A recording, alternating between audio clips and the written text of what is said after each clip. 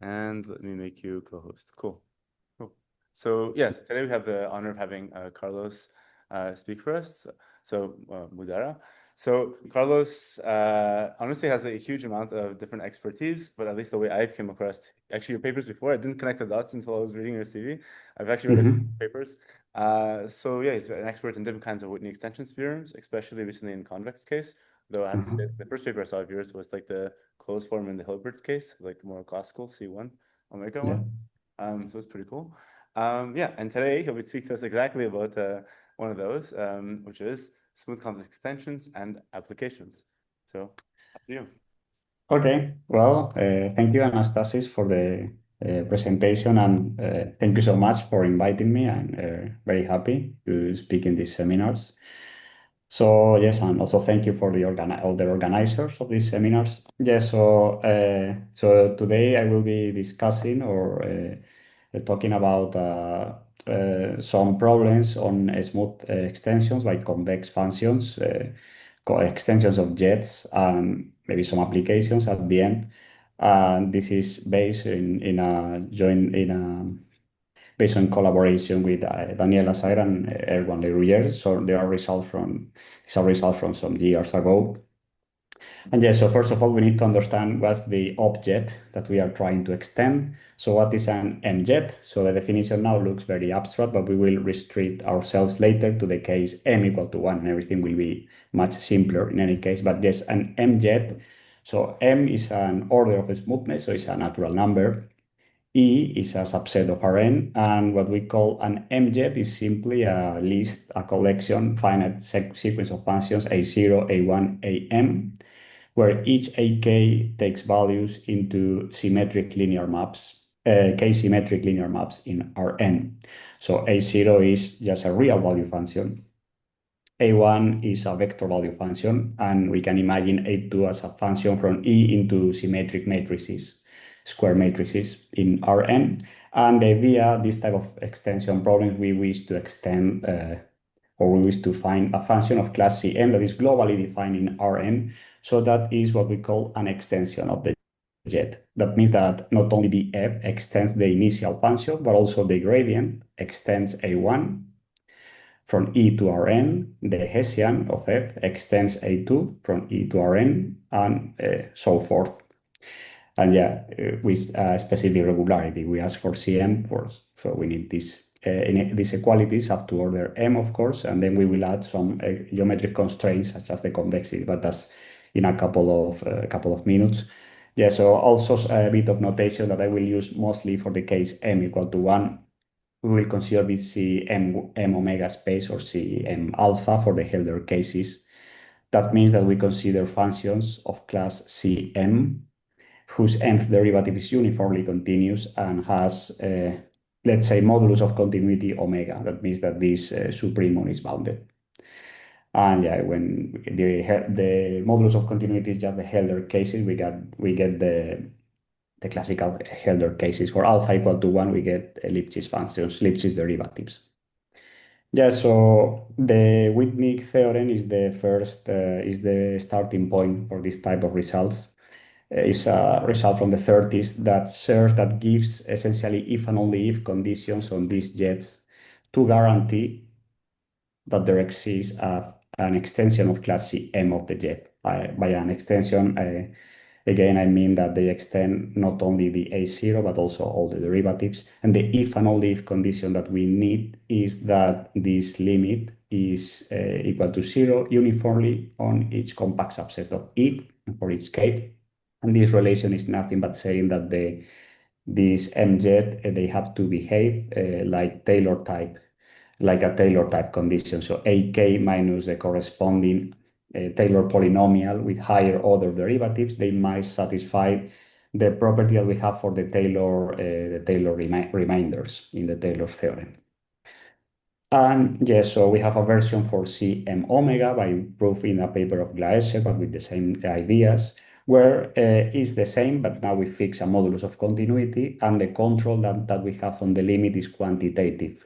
So this goes to 0, but according to omega, and then the corresponding extensions are of class Cm omega, and we can control modulus of continuity of the derivative of the final function of the extension in terms of the initial constant that we have there, where this multiplicative factor only depends on the order m and the dimension. So for example, the simplified, if we take the case m equal to 1, this is perhaps much simpler to understand, and this is the case we will be dealing with essentially. So we have a modulus of continuity and two functions, little f and capital G, where capital G is playing the role of a potential derivative, of a potential gradient, of a candidate to gradient. And the condition is that they must satisfy like Taylor type conditions. And then in this case, we got extensions for the C1 omega with this type of estimate. We have the control on the modulus of continuity of the gradient in terms of the initial number m, which somehow gauges sort of the also like a modulus of continuity of the jet as a whole, right? But the jet is defined in an arbitrary set or in a, here we don't need to assume that it's closed actually, so this is a bit more general, but yeah, so what's the idea of the proof in the Whitney's theorem? So the main ingredient is to decompose the complement of the set into cubes. Those are the Whitney cubes, dyadic cubes. And then we combine this with a Whitney partitions of unity that is associated with those cubes.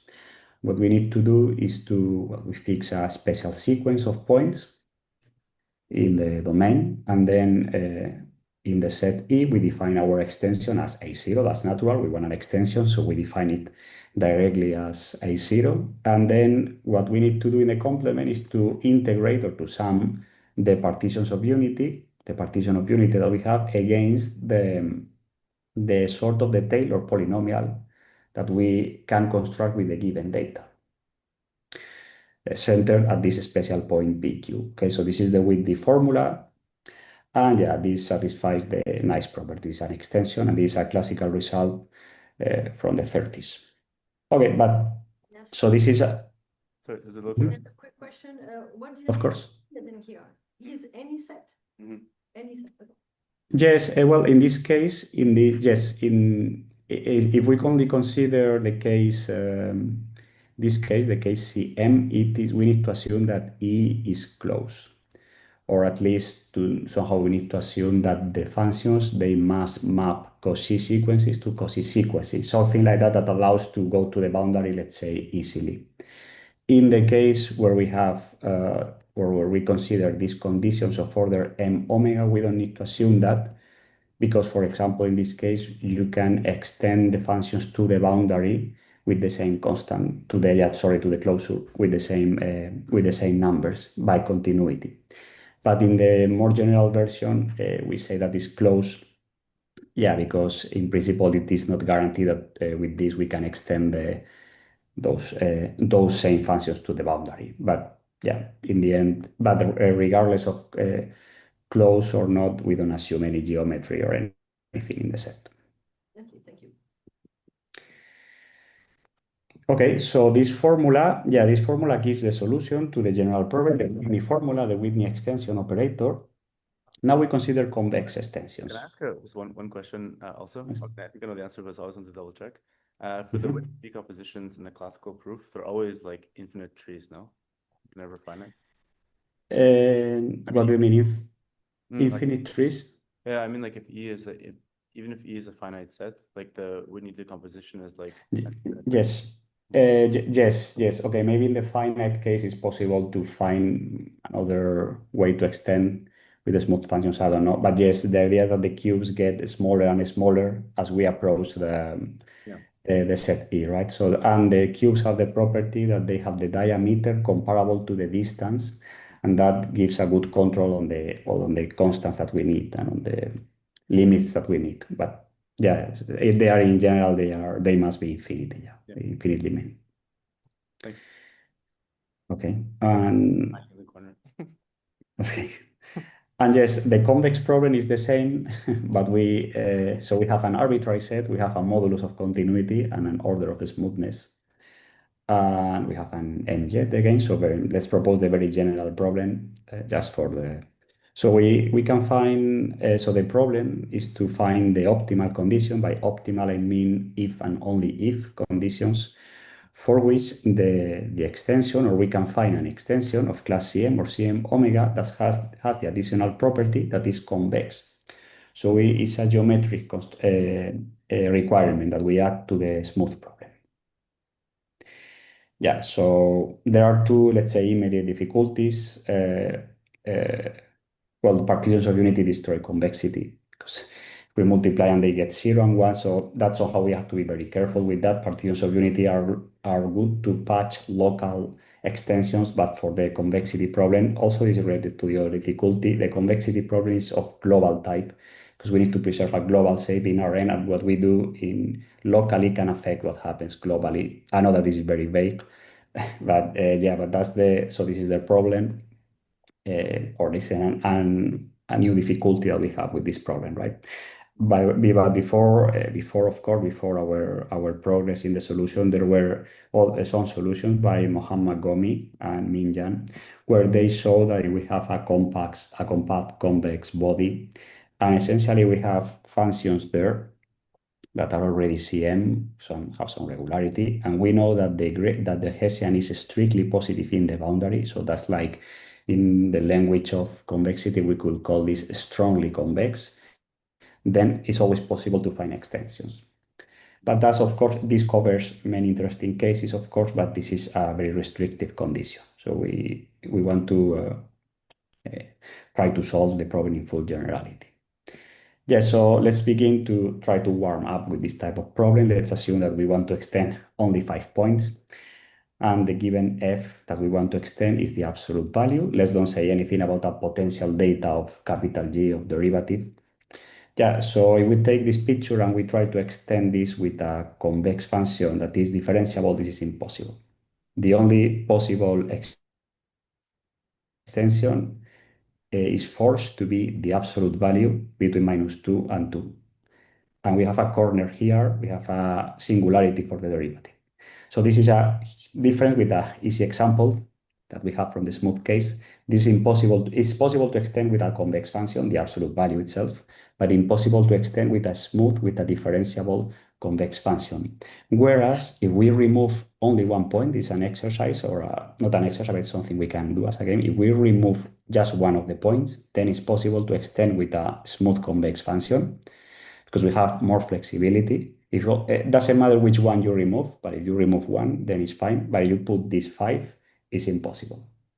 So it's a strange situation where we have to combine I mean, there are two difficulties: the geometry and the differentiability. They are involved in this question.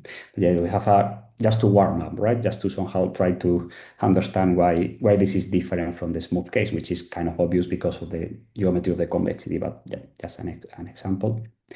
Yeah, so okay, we solved. So I will start by maybe stating the results or mentioning the results. So we solved the problem in the case C1 for any E arbitrary.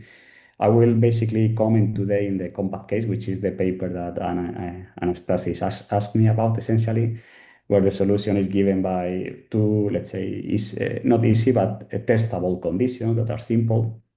The case when E is unbounded is a much more complicated problem. We have solved it, but it's much more difficult, and I will barely say something today. So we also solved the problem for C infinity, but assuming convexity in the set and compactness. This looks like a minor restriction, but this is a restriction. This is a restriction indeed, because the goal of this problem is try to extend from finite sets. Even with infinite, and compute this with an algorithm, right? To try to somehow determine an algorithm for an extension. But yes, I mean, the things that the case with Cm with m larger than 2 seems really unmanageable, very difficult, and the best we could obtain, which is not little, but still restrictive, is the C infinity case. And we solve this for C11 and C1 omega for any E in infinite dimensions. And this had interesting consequences in functional analysis that we will discuss a bit. We also solve a similar problem for non-smooth jets, where instead of prescribing the gradients, we prescribe subdifferentials.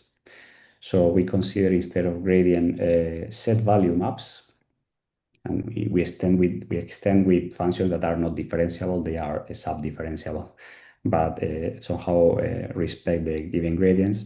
And yes, and I'm doing very recently going back to these projects with my master student Thomas Deck. And yes, hopefully in the next 1 or 2 next month or two, we will try to make public some interesting results also about the convex extensions and other type of functions. But yeah, so this is somehow my results essentially. And yeah, so today we're gonna pay close attention to this case and maybe this case if time allows under applications. Okay, so what about these C1 convex extensions of jets? So let me propose the problem again. Simplify now. So given a jet, what are the sharp conditions so that there exists a convex of class C1 that extends the jet? And also we ask if we additionally know that capital G is bounded, maybe we could start asking, can we obtain extensions that, whose gradient has supremum norm controlled by the initial gradient? So what's like the growth of the Lipschitz constant or of the supremum norm with these extensions? What's like the norm of sort of an extension operator, the operator norm? This is another possible question. Okay, so I will directly tell the result, then the ingredients in the proof, and then pictures to explain the result, the ideas. So in the compact case, so assume that it is compact, then it's enough the if and only if conditions that guarantee that there exists a convex F of class C1 that prescribe this data. The two conditions are this C and CW1. The C condition is very natural. The only thing we are saying is that the graph of the F and the G, they together must be like a convex graph in the sense that the F is larger than the tangent hyperplanes. F of I larger than F of Z plus potential derivative at Z, inner product I minus Z. That's what happened. That's what will happen once the function is extended, but we don't know that. We don't know that yet, but it's a very natural condition. This is perhaps not so natural, CW1, that says that when we have equality here, in that case, the derivatives must be the same. So this is saying this guarantees essentially uniqueness of the subdifferentials, which in terms of differentiability, that means differentiability. So what we are saying is that, okay, if this tangent line or sort of tangent hyperplane intersects the graph of the jet at the point y as at a new point, at a different point of the jet, then the corresponding g's must be the same, the corresponding slopes must be the same, because otherwise the idea is that we are going to create a corner, and that's a non-differentiability point. So this is how we prevent the presence of those corners. I will explain with a picture now. And moreover, this is not from 2015, this was later, but we managed to get this estimate also with this dimension free. I don't know if this is optimal, but this, in any case, dimension free. And yes, so what about this condition? Because this condition of convexity is perhaps very natural. What about the other? So we have an example where the jet does not satisfy this condition. So we have, for example, just 2 points. So let's take an extremely easy situation, of course, just to understand the idea. So we have the blue points that are given with the blue points represent the F, and the red lines represent the gradients, the slopes that we want to prescribe. So this is an example where we don't have the CW1 condition, and then it's impossible to extend the whole jet. We can extend with a convex function, but that convex function will never prescribe the derivative, the null derivative that we have here.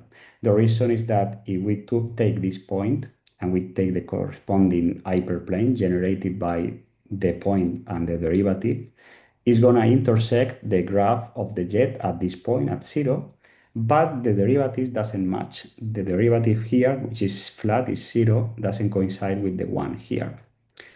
So it's impossible to get an extension that prescribes the jet. You can prescribe the function with a smooth function, actually with an affine line, that's very easy, but you can't extend the derivative, the null derivative there. So it's a very easy example. How can we fix this? Well, we put the same derivative there and then we take a line that interpolates everything. Okay, this is an extremely easy case, but yeah, I mean, this was the interesting picture to see when this is when it's not possible. But okay, yeah, so this is the role of that condition. Okay, so what's now the idea of the proof? Just a sketch of the proof of the theorem. So we consider all the tangent hyperplanes. Those are affine functions, and we take the supremum.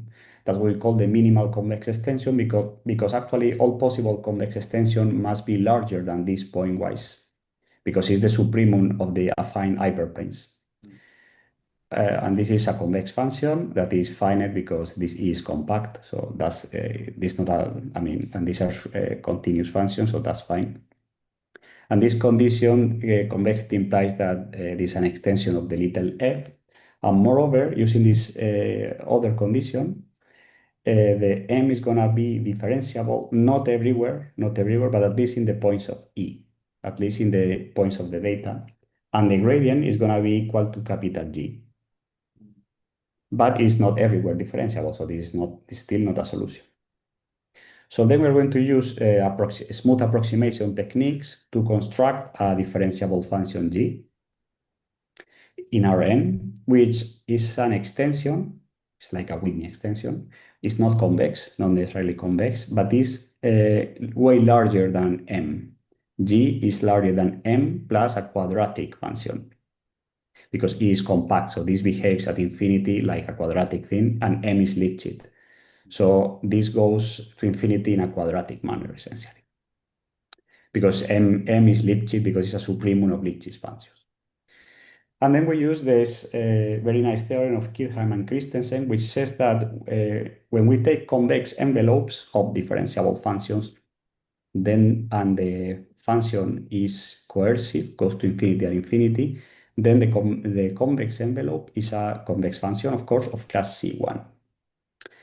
And because that function G satisfies that property, we take the envelope, the convex envelope, F is of class C1 and convex.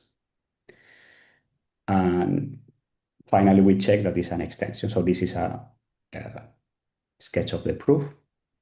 There are, of course, technical details on each step, but yeah, these are basically the ingredients.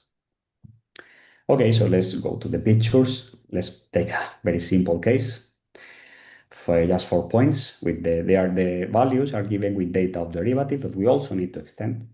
So first, what we need to do is to take the corresponding affine hyperplanes generated by the jet. In principle, we should have 4 different because we have 4 points, but 2 of them happen to be the same by the picture. So, but then in principle, we have 4 different lines. We take the supremum of those, that's the function m, the minimal convex extension. And as we can see, there's differentiability here at the points of E. This is thanks to the condition CW1, but we have still corners. So the m is not differentiable. This is not a valid extension. This is not a smooth extension. So we take the g, which is given by approximation technique. So in principle, the shape of this function is very non-convex. So comes from approximation method, so it's partitions of unity or modifications or actually more, technical things. So it's going to be something like that. But this G is differentiable and is way larger than M. So the idea is that when we take the convex envelope of G, the only possibility for the F is to lie in between those. So it's going to have to adjust to the graph of the jet, in particular prescribing not only the F, but the derivative, because there's no more room for the convex envelope. It has to be in between those. So we take the convex envelope of the G, and this is the extension that we want. Wait, can I ask a question? Or two Sure. questions? Yes. So one probably naive question because 1 dimension and 2 is like very different. But I guess, yeah. So okay? So if you're able to deal with like kind of like a single corner at a time, is it possible to just somehow I don't know, smooth, like in a spline type way, just smooth it out. Yeah. Okay. Yeah. Maybe. Yeah. I guess. Okay. I guess if you have one and you know where the corner is, yes, you can. Oh, yeah, Maybe yeah. you don't need to do this. Maybe you don't need to do this somehow. Yes. Yes. I mean, the somehow idea with finite. Probably the problem with finite number of points is that you can do that, but you have to make sure that for example, the Lipschitz constants, they don't grow with the number of points. So Oh, you yeah. need the method that you use to adjust or to patch to make the extension smooth around each point, you have to make sure that doesn't make the Lipschitz constant grow, for example, with the number of points. That's somehow the idea. But yes, if you have localized, let's say, points, then you can probably patch it let's say manually or with smooth modification methods, or I don't know. Can I ask one other question? The second question is maybe just like not as clear, but it's still. So the first step of the construction, it looks really like like the little m function. It looks really similar to which you like when one constructs with like this. Well, you know, so when you have like these uniform continuous extensions, you know, you have like a similar construction supremum of the function at the points and then the distance. But here instead you have the hyperplanes. You know. Is this like Yes. is this a coincidence or is this like a Yeah, you mean but you mean in a different extension problem or the one I can never say the person's name, but like the Kirszbraun, whatever, like the uniform continuous extension problem. You mean maybe the infimum convolution formula or Yeah, this, I mean, it's similar. Yeah. We use this, for example, this type of formula that are, in this case, would be subconvolution, but there are also the infimal convolutions. Now, you need to take here really the supremum to guarantee that, because the infimum of convex is not necessarily convex. yeah.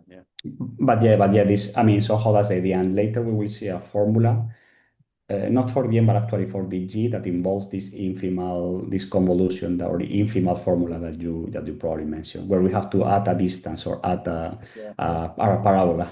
But yeah, that's the. Cool. Okay. Thanks. Yes. So. There's a question in the How follow. constructive, or is it just existence? Sorry, what? How constructive is this? Oh, the question is how is it constructive or is it in general? No, it's constructive. I mean, this G can be obtained with with an approximation. It's an approximation that you can apply. There's a theorem by Whitney, the Whitney approximation theorem, with each. I mean, is constructive. But yeah, it's given by some multiplications of partitions of unity. But yeah, I mean, it's constructive, but it's involved.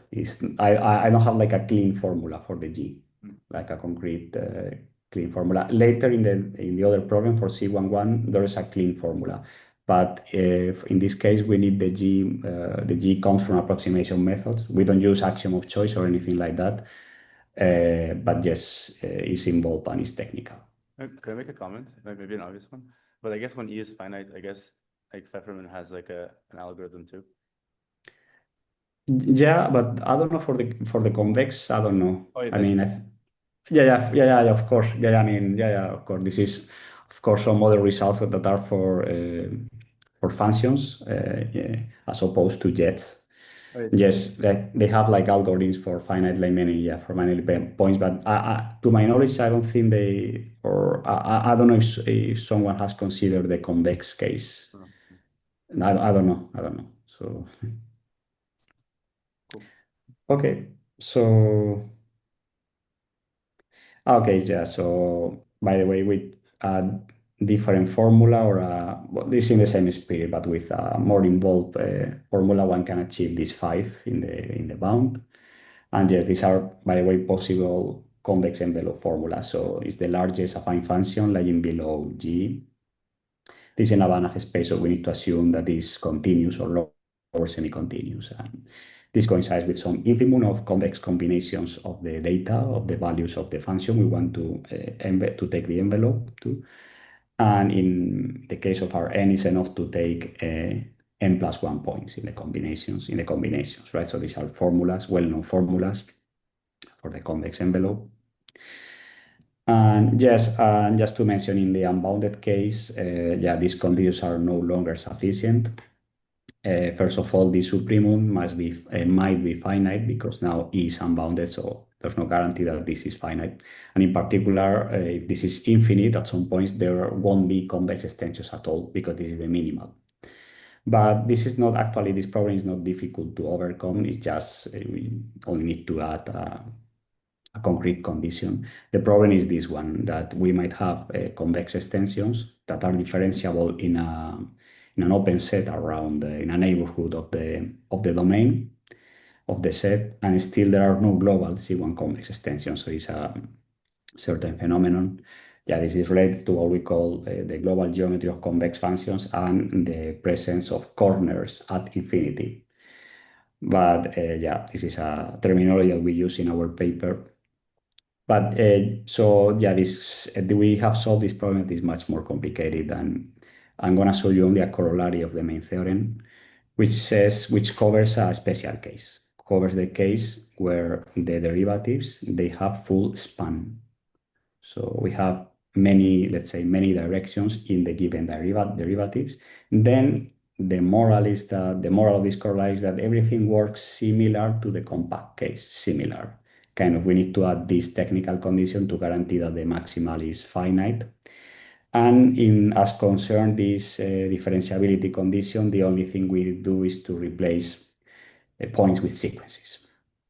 And that seems to be, instead of saying that if this is 0, then this is 0, we say if this converges to 0, then this converges to 0. But yeah, this holds only in this special case. Otherwise, it's a lot more difficult. I'm not covering that today. And yeah, so so I think this is all concerning the C1 case. Maybe later I can mention a couple of applications if time allows. But what about the C11 problem? So this is a more functional analysis problem, and we have had interesting applications, in particular the Kirszbraun theorem. So this is, again, let me propose the general problem, then the solution, then the ingredients, and then pictures. So that's the idea. So suppose that we have in infinite dimensions now, or possibly infinite dimensions, a Hilbert space, and we consider again a jet that we want to extend. So we want to extend with a convex function of class C11. So we want the gradient to be Lipschitz and extend also the data. Yeah, we want to construct extensions. Also, we need to find those if and only if conditions and also find extensions if they exist. But we want to estimate the Lipschitz constant of the gradient and compare it to what we call the trace semi-norm. The semi-norm, this trace semi-norm is taking all possible extensions of class C11 and convex, then the gradient, then the Lipschitz constant, and then take the smallest, the optimal, the best possible Lipschitz constant. And we want to compare that with the one that we obtain with our formula, with our special extension formula. So how far our extension algorithm is from the best possible C11 extension. This is what we want to measure. Yeah, so we solved that problem in 2017 using this. This is the criteria that we need. That for each couple of, for this pair of functions, the condition is similar or comes from the, okay, I will read the condition for you for each couple of points. Fy minus the corresponding hyperplane, let's say, is larger than 1/2m, the distance between the derivatives to the square for some positive m. So this gives an if and only if condition for C11 extensions that are convex and can be seen as a quantitative version of the previous one. Because earlier what we had is that if this is 0, then this and this have to be the same. Now we express this in a quantitative manner. So it can be seen as the quantitative version of the previous one. We need the quadratic term here to make it C11 essentially. So the formula is given by the little g is an infimum of parabolas, so it's very direct, and then the convex envelope. That's an extension of class C11 convex that satisfies that the gradient has Lipschitz constant bounded by m, and in particular, the extension has the property that is sharp. The Lipschitz constant of the gradient is the best Lipschitz constant of the gradients of all the extensions that are C11 and convex. Yeah, we also solve a similar problem for C1 omega where omega is an arbitrary modulus of continuity that cover the initial case of the paper that Anastasios was referring to in his email. So yeah, so the C1 omega case in the paper you mentioned is obsolete because of this theorem. Yes, but because of the theorem of 2 years later. But yes, so because now this holds in infinite dimensions. Actually, I think the original paper was formulated for more general modulus. So, okay, it's not, I mean, there are some cases that are not covered here, but I think this is more relevant because it's valid in infinite dimensions. Yes, but I will be speaking about the C11 case, not the C1 omega. Okay, so yes, so I will give you the ingredients, again, the idea of the proof. Okay, so assume this quantitative condition, CW11. Then we're going to consider now two functions. Similar, we have a little m and a little g, where little m is the same, exactly the same function as before, the supremum of affine hyperplanes, and little g is an infimum of parabolas now, with very concrete parabolas with curvature equal to m, or with second derivative of a size m, let's say. We saw that this condition implies that m is pointwise below g, and moreover, m is convex, we know that, because it's a supremum of convex functions, and g is not differentiable and is not convex, but satisfies this inequality, this estimate, this quadratic estimate. And then, if we take the convex envelope, which is the largest convex, this is a typo. We need convex and continuous here. It's not only convex because we are in infinite dimensions. But yeah, so we take the largest convex function h that lies below g. We take the pointwise supremum. That's convex. And the thing is that the convex envelope respects that inequality.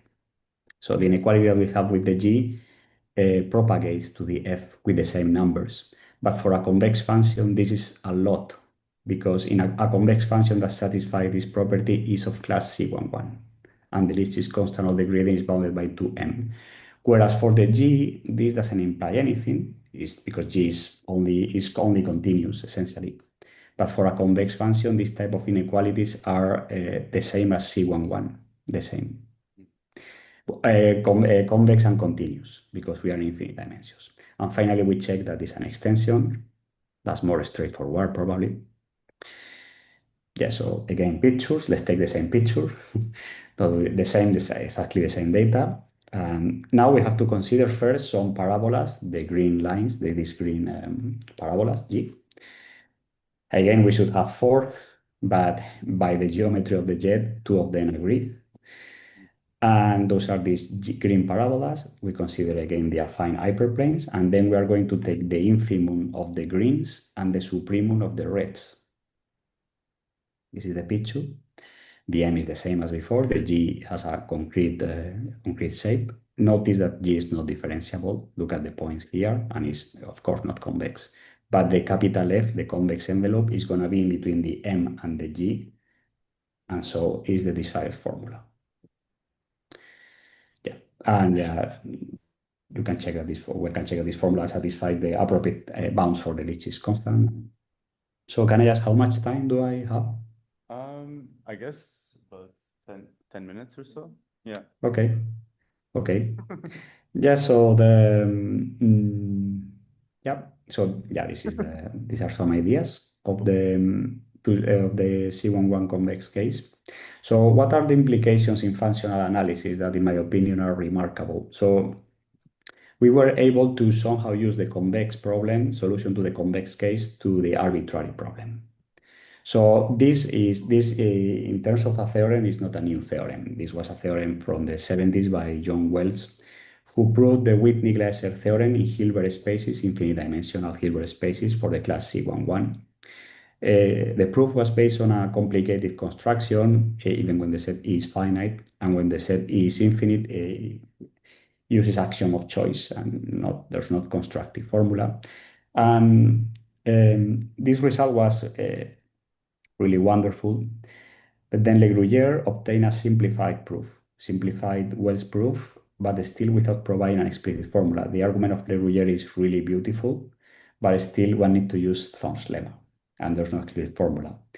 What we did is to use the convex solution, the solution to the convex problem, to prove these theorems with simple and explicit formulas and without using axiom of choice. Yeah, so okay, I want to maybe simplify a bit. Okay, so the black part was not new. This was by Wells and Gruyer already.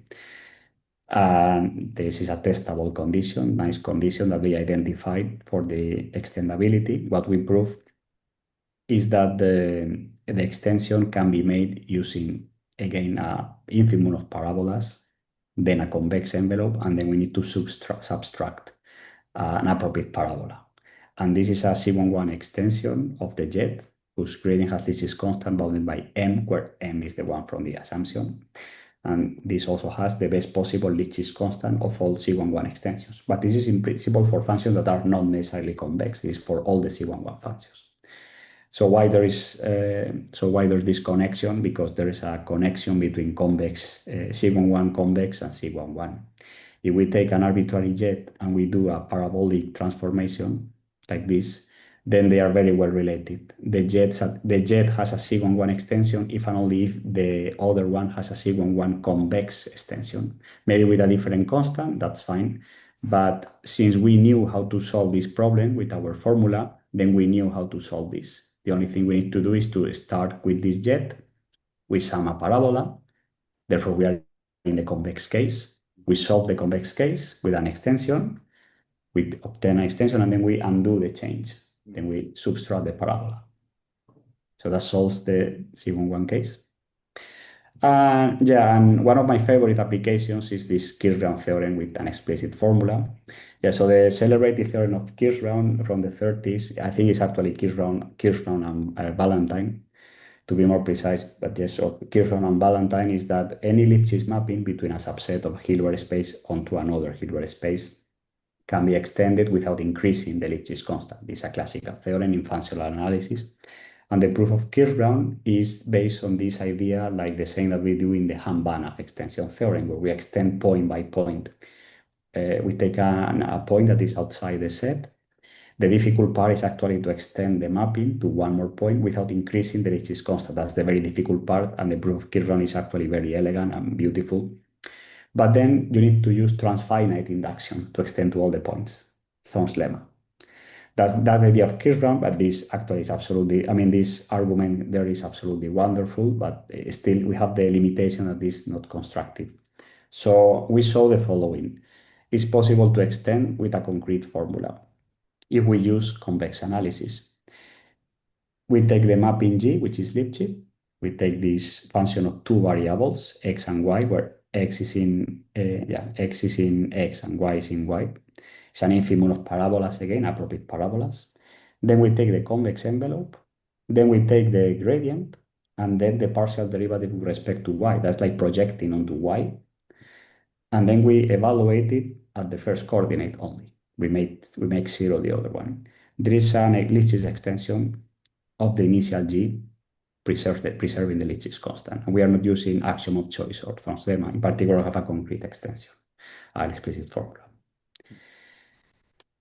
Okay, so moreover, so maybe very quickly, so we managed also to solve the C1 omega problem for all the functions that are not necessarily convex. So these are more recent results that instead of using convex analysis, we need to use paraconvex analysis. It's a more technical thing, but we managed to prove using this, the first Whitney theorem for C1 omega Hilbert spaces. Yes, but then the conditions are perhaps more technical, but these are if and only if conditions via testable conditions. There are optimal bounds or quasi-optimal bounds for the norm of the extension operator that are dimension free in Rn. So this is the first result in that direction. There are formulas via paraconvex envelopes or convex combinations of special parabolas. Yeah, we have more features. Okay, that the list goes on, but it's perhaps, I would say, it's perhaps our most accomplished result in this direction. Yes, so probably wonder, I don't know, maybe I have 5 minutes or something like that, approximately. Yeah. Okay, so What about higher order of smoothness? You probably wonder, what about C1, Cm, C2, C3, C infinity? So here the problem is, of course, more difficult, and there is an obvious difficulty. So I remind you that we want to extend now by convex functions, gradients, Hessians, third derivatives. So the jets are now, there are more elements in the jet that we need to prescribe. Yeah, so the idea is convex envelopes are very limited. They only preserve regularity up to order C11. We take this simple polynomial. The convex envelope of this infinity function and coercive and perfect in that sense is this one, which is C1, but it's not C2. Here we break the C2 regularity. So this method with the convex envelope is very limited for regularity that is from C2 on. What we found is some analytical conditions, CWM, that are necessary to have CM convex extensions. We prove some partial results when the domain E is, let's say, a bit strong geometry, it's an intersection of finitely many ovaloids. Then these conditions are good to some extent because gives you the possibility to extend with Cn minus 1 convex extension. So you lose one order of smoothness is, yeah, so it's not perfect, but yeah, it's still not very disappointing. And we have the theorem for C infinity. This is if and only if. So you have a compact set that is convex, then a jet of order infinity. So imagine that we have infinitely many data that we want to extend, infinitely many derivatives.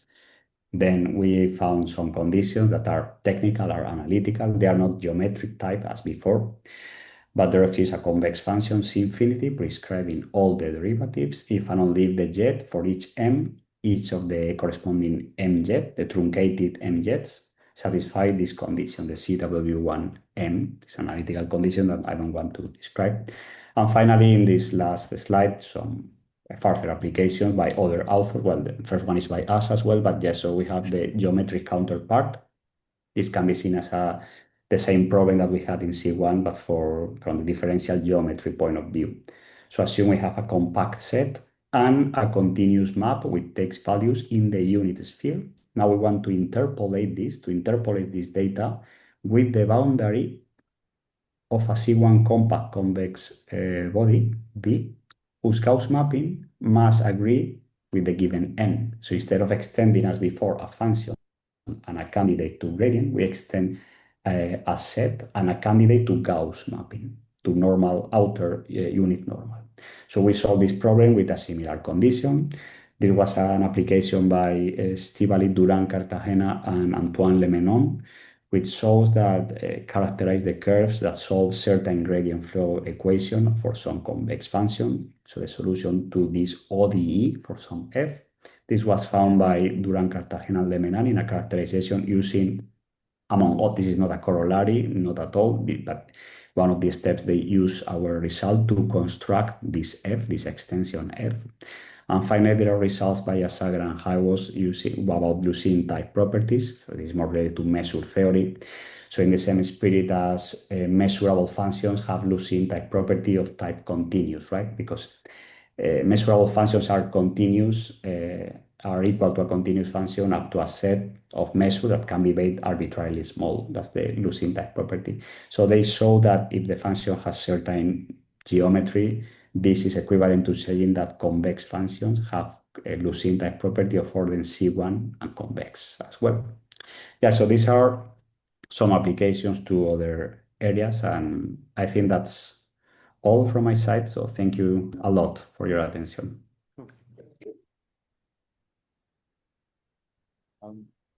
Thanks a lot. It's a really fantastic talk. Thank you. Questions in the audience? Cool. Oh yeah. Yeah, I can ask a question. I can't turn it because it broke last time. I think. Yeah, no problem. My question is, what do you know in the case where you don't prescribe the whole jet? I was gonna Like say. on the set E, you don't prescribe only, let's say, F, and on another set E tilde, you prescribe the derivative. Can you say anything about that case? Yes, I mean, I would say that's a more difficult problem. And to my knowledge, well, I should have mentioned that there is a result by Marjorie Drake which shows, I think, a version of that for strongly convex functions in Rn. So the idea, if I understood your question, you are asking what happens if you only are interested in prescribing a function, but not a data, not also the data of gradient. So you only prescribe the f. Looks like the problem is, would say that problem is more difficult because, okay, you don't need to extend a gradient, so it looks like less restricted. But on the other hand, you don't have the help of the gradient to construct your extension. So you need to find that gradient. So I would say that's a problem that is wide open to my knowledge, but there is a solution, if I remember correctly, by Marjorie Drake, giving a solution to that for strongly convex functions, if I remember correctly. But yeah, I would check that just in case because it's very long ago, and yeah, only very recently I came back to this problem with my master students, with one of my master students. So I mean, it's been a while since I don't work on these problems. Thank you. I actually was gonna ask the same question, so I don't. Okay. No, it's okay. It's okay. Okay, cool. Well, honestly, thanks a lot. Maybe I eventually send you a random email, but Yes, yeah, of course. it'll be really enjoyable, honestly. Cool. Okay, well, thanks a lot for the invitation. I'm really happy for the invitation. Yeah, well, have a nice weekend and see you Happy soon. Halloween. Ciao. Bye. Bye.